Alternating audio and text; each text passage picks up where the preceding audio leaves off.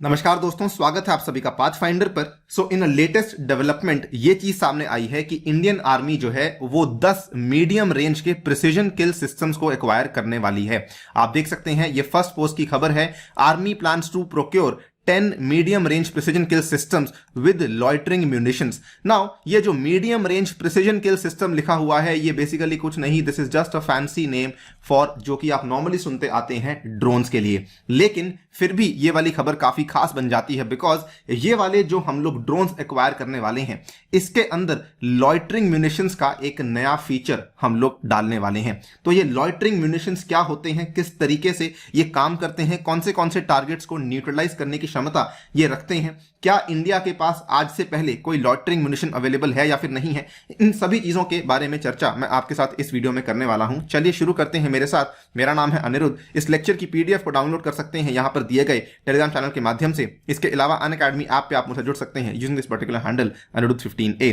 जैसा कि आप देख सकते हैं ये पूरा का पूरा जो ऑर्डर है इसको बेसिकली यहां पर इसलिए दिया गया है बिकॉज जो मॉडर्न वॉरफेयर की रिक्वायरमेंट्स हैं वो इस चीज को बेसिकली बोलती हैं कि हमें आज के टाइम में इतने तरह के ड्रोन्स अवेलेबल होने चाहिए सो दैट हम लोग एनिमी टारगेट को प्रिसीजन के साथ डिस्ट्रॉय कर सकें। आप देख सकते हैं keeping in mind the needs of modern day warfare Indian army is planning to buy the MRPKS जो कि शॉर्ट फॉर्म है medium range precision kill system की, जिसमें कि 120 लॉइटरिंग म्यूनिशंस होने वाले हैं सो दैट ये एनिमी टारगेट्स को प्रिसीजन के साथ डिस्ट्रॉय करने की क्षमता रख सकें। नाउ सवाल आता है कि ये लॉइटरिंग म्यूनिशंस क्या होती हैं। एज आई टोल्ड यू जो बेसिकली MRPKS यहां पे कहा है वो तो कुछ नहीं, वो तो बेसिकली ड्रोन्स होती हैं। नाउ लॉइटरिंग म्यूनिशंस जैसा इसका नाम है, जैसे ये क्या करती हैं कि ये टारगेट के पास जाके लॉइटर करती रहती हैं। ये एक तरीके से अनमैन्ड एरियल व्हीकल्स ही हैं जो कि कॉम्बैट के लिए विशेष रूप से बनाए गए हैं और ये अपने डेजिग्नेटेड टारगेट के पास जाके लॉइटर करते रहते हैं जब तक कि इनको अटैक करने का सिग्नल नहीं दिया जाता है। तो मान लीजिए ये आपका टारगेट है और ये आपका लॉइटरिंग म्यूनिशन है, तो ये क्या करेगा, ये टारगेट के पास जाके इस तरीके से घूमता रहेगा बहुत देर तक, 2 घंटे 3 घंटे 4 घंटे तक ये टारगेट के आसपास घूम सकता है। इतनी क्षमता ये वाले म्यूनिशन रखते हैं और जब इनको सिग्नल मिलता है तो ये बेसिकली इसी टारगेट के अंदर जाके उसको अटैक करते हैं और ये खुद भी साथ ही में डिस्ट्रॉय हो जाते हैं। So very similar to missile. जैसे मान लीजिए कोई मिसाइल मैंने यहां से फायर करी तो वो यहां पर जाके इसको अटैक करेगी, उसी तरीके से लॉइटरिंग म्यूनिशन काम करता है। लेकिन इसमें कुछ कुछ अलग फीचर्स हैं जो कि मैं आपके साथ डिस्कस करूंगा। आप देख सकते हैं कि जब इसको डायरेक्शन मिलती है ये अटैक करता है by self distracting into it. It is also therefore sometimes called a suicide drone या फिर इसको कैमिकाजी ड्रोन भी कहा जाता है। सुसाइड ड्रोन क्यों? क्योंकि ये खुद भी इसके अंदर जाके सेल्फ डिस्ट्रॉय हो जाता है। आप देख सकते हैं इसको लॉन्च करने के अलग अलग प्लेटफॉर्म्स हैं। ये वाला जो आपका लॉइटरिंग म्यूनिशन है ये लगा हुआ है एक एयरक्राफ्ट के अंदर। इतना ही नहीं, ये वाला जो लॉइटरिंग म्यूनिशन है ये आपका ग्राउंड बेस्ड लॉन्चर से लॉन्च किया जा रहा है, तो ये भी एक लॉइटरिंग म्यूनिशन की तरह काम करता है। अलग अलग तरह के लॉन्च प्लेटफॉर्म से आप लॉइटरिंग म्यूनिशन को लॉन्च करवा सकते हैं। अगर तुलना करूं लॉइटरिंग म्यूनिशन की क्रूज मिसाइल के साथ तो वैसे तो कई सारे पॉइंट्स यहां पे लिखे हुए हैं। 1-2 पॉइंट्स बताना चाहूंगा कि क्या आप इसको रिकवर कर सकते हैं आफ्टर द लॉन्च। तो यहां पर तो ऑब्वियसली मिसाइल जाके जब किसी में अटैक करती है तो खत्म हो जाती है। सिमिलरली इसके केस में भी आप इसको जो है वापस रिकवर नहीं कर सकते हैं। अगर बात करूं जो लॉइटरिंग की बात करते हैं तो क्रूज मिसाइल में लॉइटरिंग की क्षमता अवेलेबल नहीं होती, लेकिन इसमें लॉइटरिंग की क्षमता अवेलेबल होती है।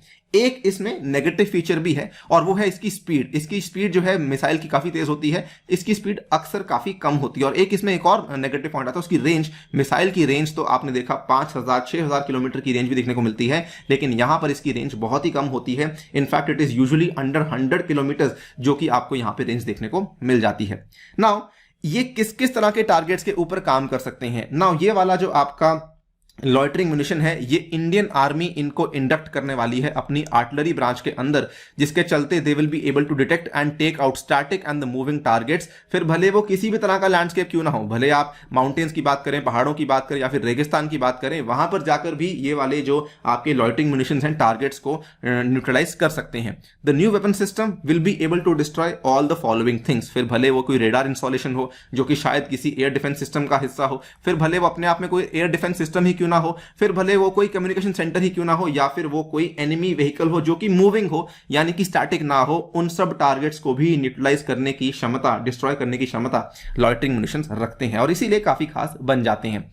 जो अभी आर्मी ने RFI रेस करी है, रिक्वेस्ट फॉर इंफॉर्मेशन रेस करी है, इसमें आर्मी ने यह कहा है कि हम लोग जो है 10 लॉन्चर्स को प्रोक्योर करने वाले हैं, 30 एडवांस्ड ऑब्जर्वेशन स्टेशंस को, जिनके अंदर रेंज होनी चाहिए कम से कम 40 किलोमीटर की, and they have a launch altitude of 4000 metres या फिर उससे ज्यादा। इन्होंने यह भी कहा है they should have an endurance of a minimum of 2 hours, यानी कि वो टारगेट के आसपास जो घूमेंगे कम से कम 2 घंटे की क्षमता उनके पास होनी चाहिए घूमने के लिए, और ये वहां पर कम से कम 1 किलोमीटर की ऊंचाई के आसपास वहां पर आसपास घूमने की क्षमता भी रखते हो, तभी जाकर हम इन चीजों को प्रोक्योर करेंगे। मोर इंपॉर्टेंटली आर्मी ने यह भी कहा है कि इसके अंदर जो डिजाइनिंग है ये इंडिजिनस होनी चाहिए, क्योंकि अभी तक हमारे पास कोई भी इंडिजिनस डिजाइन वाला लॉइटरिंग म्यूनिशन अवेलेबल नहीं था। इसके साथ में आर्मी ने यह भी कहा है कि ये वाली जो आपके MRPKS होंगे, इसके अंदर प्रिसीजन टारगेटिंग की क्षमता होनी चाहिए, सो दैट ये दिन और रात सभी तरह के ऑपरेशंस में and in all weather conditions ये लोग यहां पे काम कर सकें। साथ में ये भी कंडीशन रखी गई है कि इनकी जो शेल्फ लाइफ है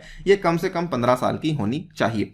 अगर आप देखेंगे इंडियन आर्मी ड्रोन्स को लेकर काफी ज्यादा अपना फोकस बढ़ा चुकी है, खास रूप से जब से जम्मू के एयरबेस के ऊपर ड्रोन का अटैक हुआ था। आप देख सकते हैं सितंबर 3, 2021 की ये खबर है, इंडियन आर्मी ने स्काई स्ट्राइकर ड्रोन्स का बड़ा ऑर्डर प्लेस किया था, जिसकी बाय द वे जो डेवलपमेंट है वो बेंगलुरु में हो रही है from a company called as Alpha Design, जिन्होंने इजरायली कंपनी एल्बिट सिस्टम्स के साथ ही जॉइंट वेंचर फॉर्म किया हुआ है। तो इंडियन आर्मी ड्रोन्स को लेकर काफी ज्यादा सीरियस हो चुके हैं। आप देख सकते हैं army to get 100+ sky strikers for Balakot type missions from Bengaluru. ये by the way sky striker की फोटो है जो कि इंडियन आर्मी प्रोक्योरमेंट में ऑलरेडी लग चुकी है। ये स्काई स्ट्राइकर इनफैक्ट बताना चाहूंगा कि अजरबैजान और अर्मेनिया का जो कॉन्फ्लिक्ट हुआ था पिछले साल की बात है, वहां पर भी स्काई स्ट्राइकर का काफी एक्सटेंसिव रूप से इस्तेमाल किया गया था, और ये भी अपने आप में एक लॉइटरिंग म्यूनिशन की कैटेगरी में ही फॉल करता है। So yes, we have started procuring a lot of drones जिसके अंदर लॉइटरिंग म्यूनिशंस आते हैं।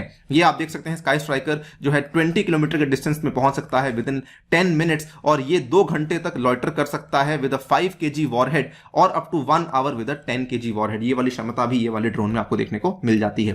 फिर सवाल ये आता है कि भाई आपने नया ऑर्डर क्यों प्लेस किया? बिकॉज इसमें इंडिजिनस डिजाइन होने वाला है, लोकल प्रोक्योरमेंट होने वाली है। That is the best part about the new order जो कि अब आर्मी पेश कर रही है। बताना चाहूंगा इसके पहले भी हमारी वायुसेना के पास ऑलरेडी एक लॉइटरिंग म्यूनिशन अवेलेबल है जो कि अगेन इजरायली हारोप के नाम से जाना जाता है, जिसकी फोटो आप यहां पे देख सकते हैं। ये ऑलरेडी हमारी वायुसेना ऑपरेट कर रही है, but now the army has also started the process of procuring the loitering munitions for its usages. So देखते हैं कब ये डेवलपमेंट जो है पूरी होती है। फिलहाल के लिए वीडियो में इतना ही। जाने से पहले आपको बताना चाहूंगा कि अगर आप लोग अपनी यूपीएससी की तैयारी को अनअकैडमी से करना चाहते हैं तो ये वाले प्राइस में आपको ये वाला पूरा का पूरा कोर्स अवेलेबल हो जाएगा। इसमें भी आपको डिस्काउंट्स मिलेंगे अगर आप लोग अनि यूपीएससी कोड का इस्तेमाल करते हैं। तो इसमें आपको अनि यूपीएससी कोड इस्तेमाल करने में ये सारे के सारे फायदे भी मिलने वाले हैं। मेरी पर्सनल गाइडेंस, व्हाट्सएप ग्रुप में एडिशन एंड बुक्स भी आपके घर तक पहुंचाई जाएंगी। ये लेटेस्ट प्राइसेस हैं जो कि आपको अवेलेबल करवाए जा रहे हैं, तो जल्दी कीजिए और इस सब्सक्रिप्शन को परचेज कर लीजिए। साथ ही में ये लेटेस्ट बैचेस हैं जो कि आपके लिए अवेलेबल कराए जाएंगे। 29 दिसंबर को शुरू होने वाले हैं। 22 और 23 के विद्यार्थियों के लिए अलग रूप से बैचेस को शुरू करवाया जाएगा। इसके साथ में इस रविवार के दिन आपको हिस्सा लेना है कॉम्बैट में, जिसमें you have to use the referral code ANI UPSC so that आपको स्कॉलरशिप मिल सके। On that note I take your leave. Thank you for listening. Stay tuned and stay safe.